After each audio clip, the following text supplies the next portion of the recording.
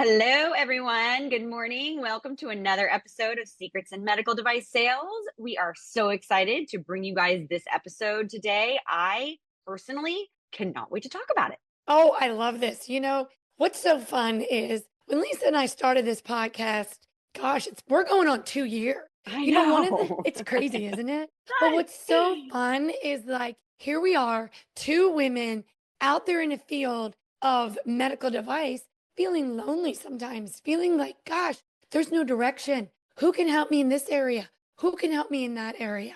And I Yeah. feel like today's topic is absolutely one that, like, if everybody out there is listening, and this truly is a more female directed message Yeah. and conversation today, yet any men listening can kind of understand our perspective and what it's really like to be a woman in the medical device industry. That being said, women in any male dominated industry. Thank you. Absolutely, Cindy. I'm so glad we're talking about this today because it's like every single time I go to a meeting, I'm like, Lord have mercy. I hope I didn't act like that when I was younger.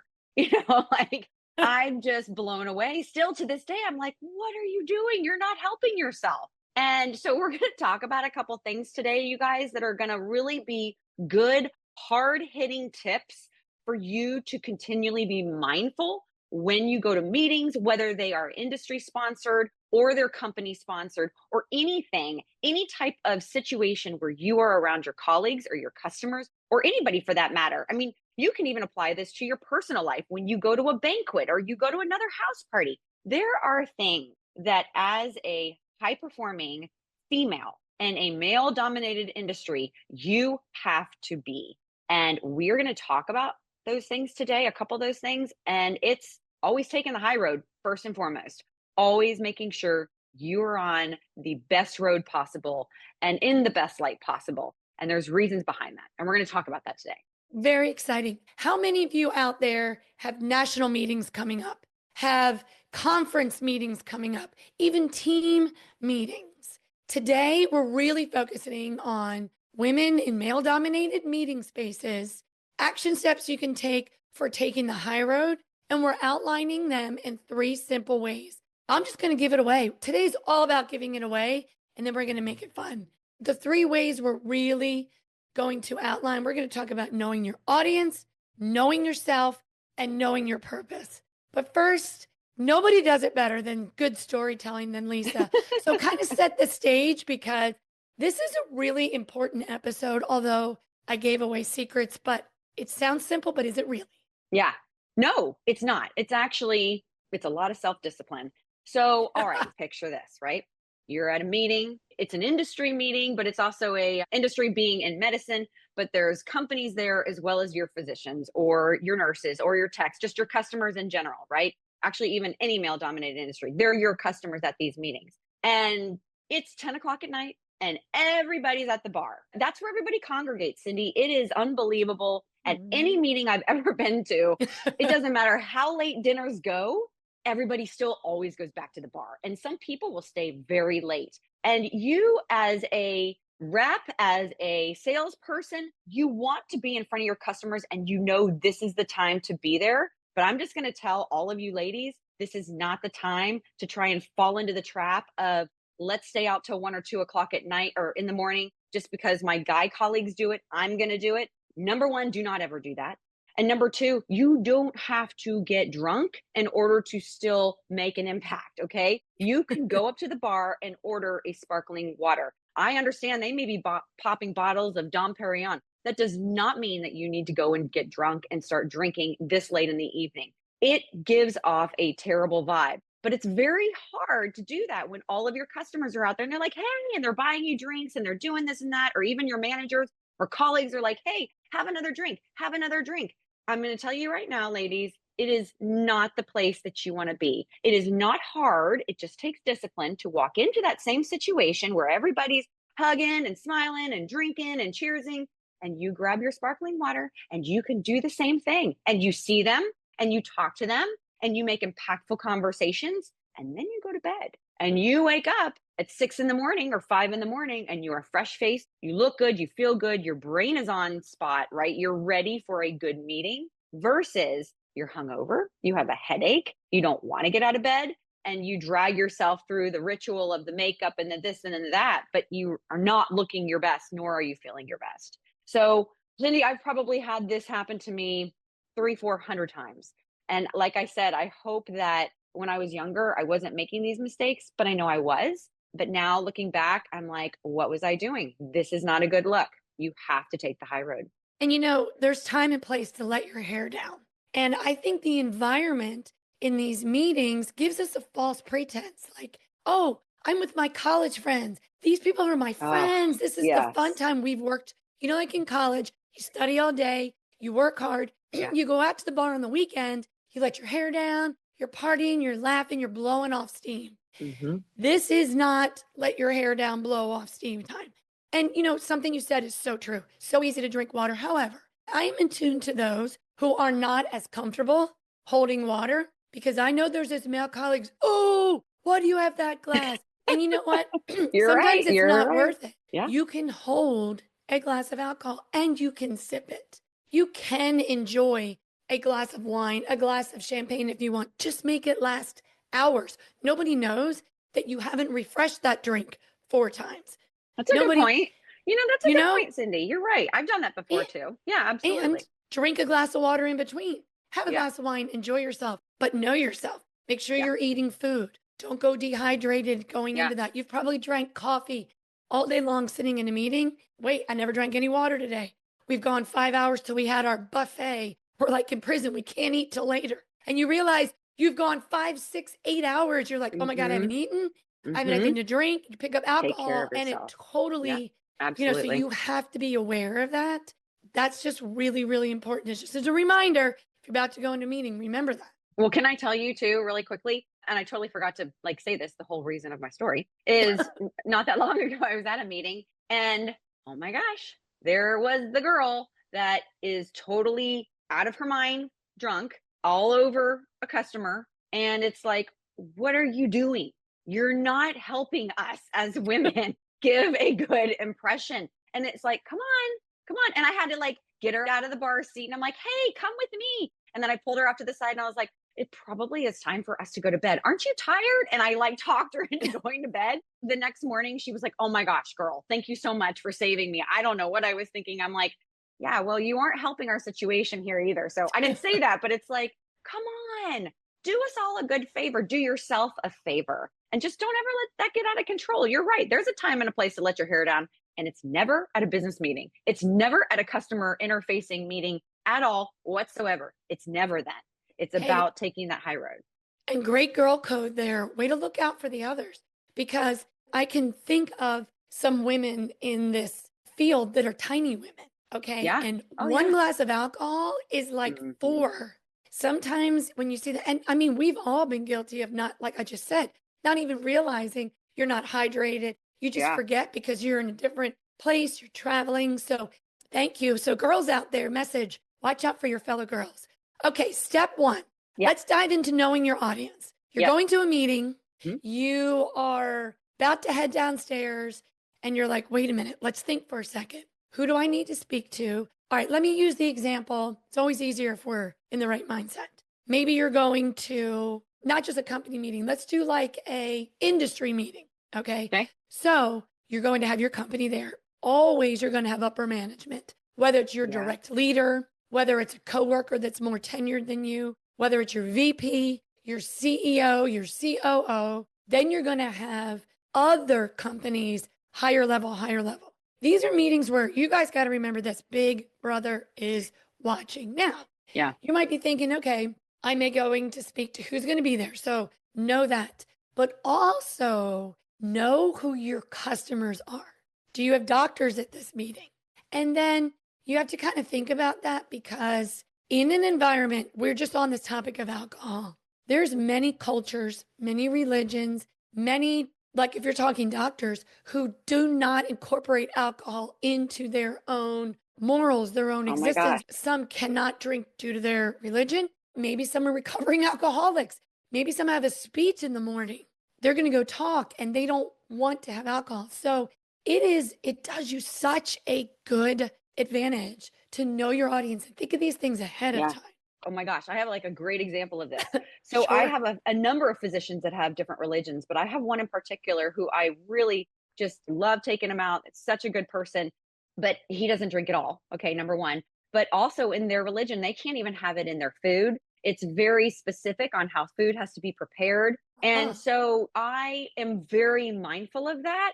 And for example, it wasn't that long ago, we went to a dinner and he was at the meeting or a dinner meeting, and I specifically made sure that the waitress went over to him to tell him exactly what's in certain things and it's prepared a certain way. And now that I'm thinking about it, I've also done it where when we have like a preset menu, Cindy, when you have a Hmm. certain amount that you can't go over, I've made specific arrangements to where everything that's prepared is not prepared with any alcohol, no pork, all the things that they're not allowed to do. And that's just a nice thing to do. But when you go above and beyond for your customers and you're just thinking about them in a nice, kind way, how appreciative are they to you in terms of you showing just a little bit of extra care and concern about them because they're an individual. They're not just all one big group of the same people. Everybody's an individual and they're an individual as well. And what's really nice is when you don't even make a deal out of it, like nobody knows it.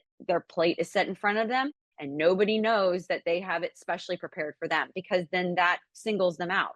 So I think it's really important when you are talking about knowing your audience, what you were just saying is so key. When you're walking down those stairs, let's just say you're at a meeting and you're walking down the stairs or down the elevator or in the hallway, going to meet your physicians for your dinner meeting, run through your mind who they all are, who their wives are or husbands are, their kids, their interests, but also dinner restrictions or drinking restrictions or things like that. Did you do the right things? And then, of course, what are your goals that you want to accomplish at this dinner? But the thing is that Cindy really mentioned is knowing your audience. And that's going to change depending on where you're at, right? It's going to change from evening to morning. It's going to change from, customer to customer. So I think that's so key that you just said that, Cindy. That's extreme consideration that you said. And I love that because you know what made me think about is appetizers. You're like, okay, we're in a group, let's order appetizers. So now I'm going to take this a step further. Talk about women always taking the high road and being on top of things. Say you're standing at one end of the bar and you're speaking to somebody, okay? Mhm. Now somebody else walks up or the conversation changes or you're at the other end of the bar, okay? So what happened on the left side of the bar may be totally different than the middle or the right. And if you're drinking alcohol or too much alcohol, are you able to think fast enough? Oh, this is one physician that maybe I shouldn't be eating in his face this piece of pork, shoving it in my mouth. Now, I'm not saying those doctors who don't eat pork don't want to watch somebody else eat pork, but look, I have an allergy, and if I see somebody eating things in front of me, after a while, you kind of get numb to it. But sometimes you're like, it might turn some people off, like, ooh, they're shoving pork in their face. That is something so simple. And when you're intoxicated, you don't think about things ahead of time. Oh, don't eat this in front of this person. Speak nicely about this. Do this. We're like chameleons, okay? Knowing your audience, you are a chameleon. It's out of respect to them. They are your customers. They are not your college best friends that you're throwing beers back at 1 a.m. on Saturday morning. That is such a And good if you point. miss that, you feel constrained, call your good friends, take some PTO, go to a girls' weekend, Yeah. take a weekend off, Mhm. go somewhere far where nobody sees you, have fun, blow off steam, and come back polished using our secret of taking the high road. Because you know what's really fun? When you do this and you do this appropriately, look at how you can move your business. Look at how you can advance in your career. When you're at this meeting and it's your career, it feels good to know you can have a conversation at the left end of the bar, maybe sipping a drink, speaking with a physician. Then you can go to the other end of the bar and maybe just have an appetizer of cheese and speak nicely in a totally other conversation. Leave that Absolutely. meeting Monday Yep. morning with two great follow ups because that's what's so invigorating and exciting about these meetings. They are business meetings that we can enjoy socially. Take your doctors out of the stress of seeing a patient in a minute, but it's not a social party, but it's a social gathering. And to really know your audience can really advance your business. Oh my gosh, absolutely. All right, number 2, we touched on this a little bit already, but knowing yourself. I think knowing yourself, all these things, strengths and weaknesses, right? If your weakness is, I don't know, You love to wear a lot of makeup, right? You love makeup, or you love clothes, or you love like sexy clothes. That's great. That's awesome. Don't wear that to a business meeting. Don't wear that to any type of industry funded event. And I know we've talked about this before, Cindy, but it never fails. It never fails. Somebody always has the high boots on. It's like my thing. I'm like, oh, why would you wear knee high boots to an industry sponsored meeting or a customer facing meeting? Like, why? What does that do for Big you? red X. So, let's just be mindful. I mean, guys, everybody loves a classy woman. Everyone loves to see somebody that is well put together, well taken care of. I'm not saying you have to dress in some Chanel suit, blah, blah, blah. No, but what I am saying is just be mindful. Your customers are there. You are potentially making first impressions with all of them, or they've only maybe ever seen you in scrubs. Now all of a sudden they see you out and you're in some swanky low cut dress. That's not the way you need to be perceived either. And hello, thanks for giving all of us a bad reputation.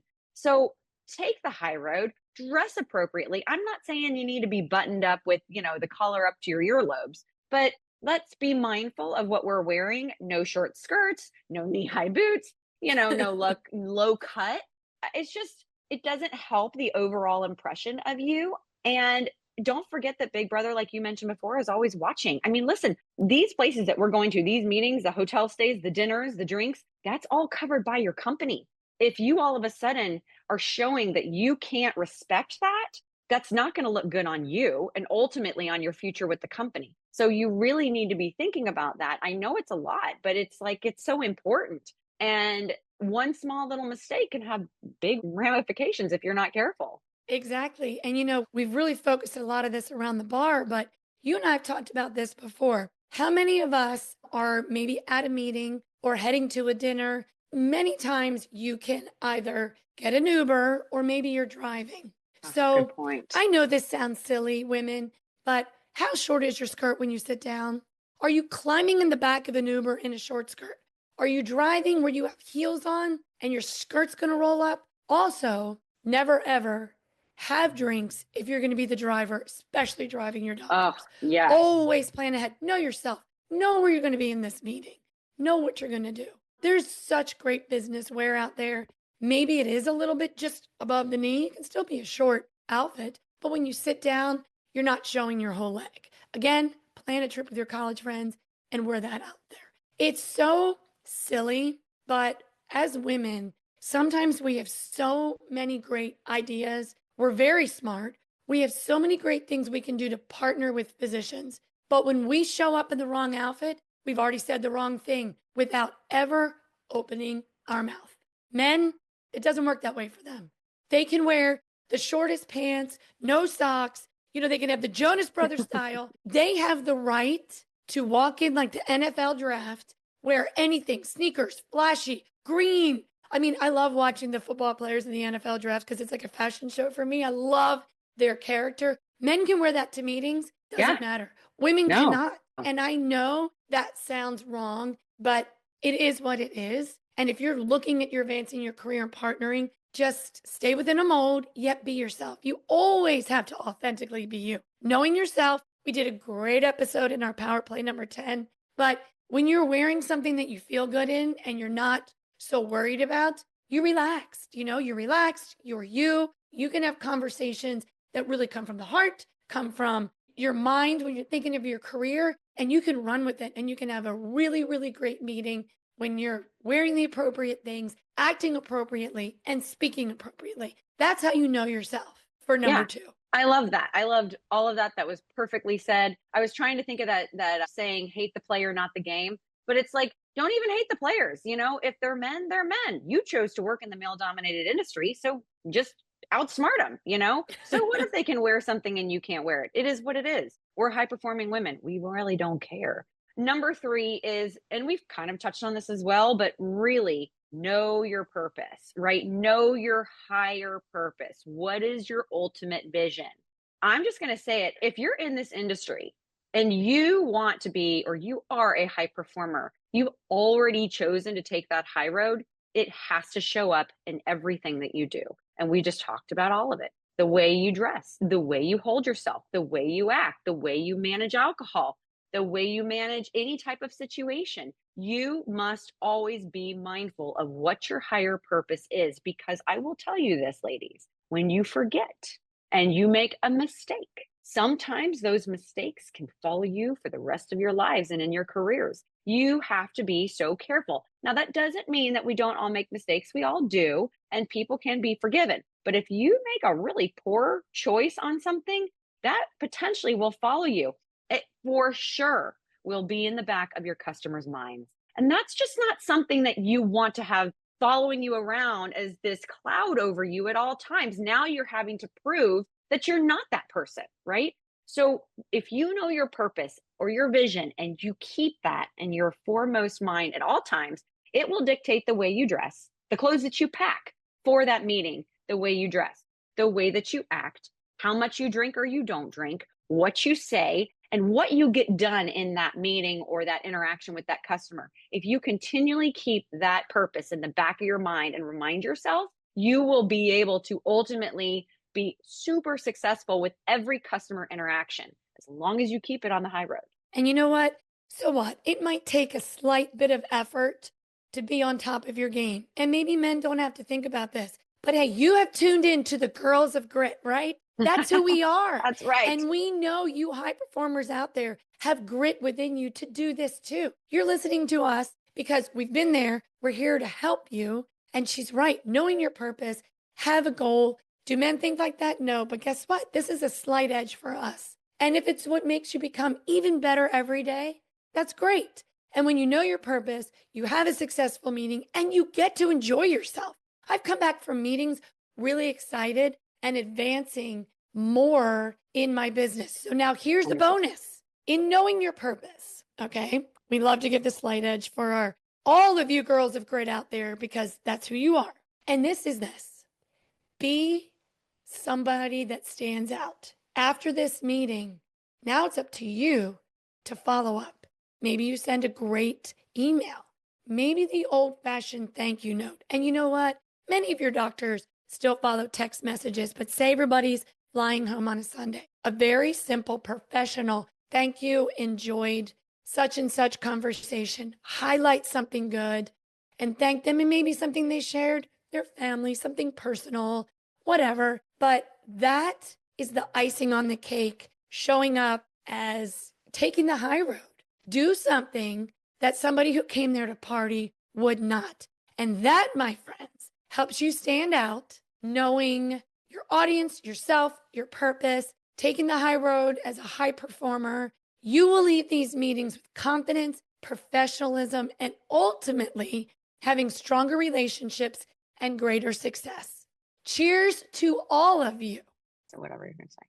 So the call to action for today is quite simple. Share this with any female in a male-dominated space out there today that may appreciate it.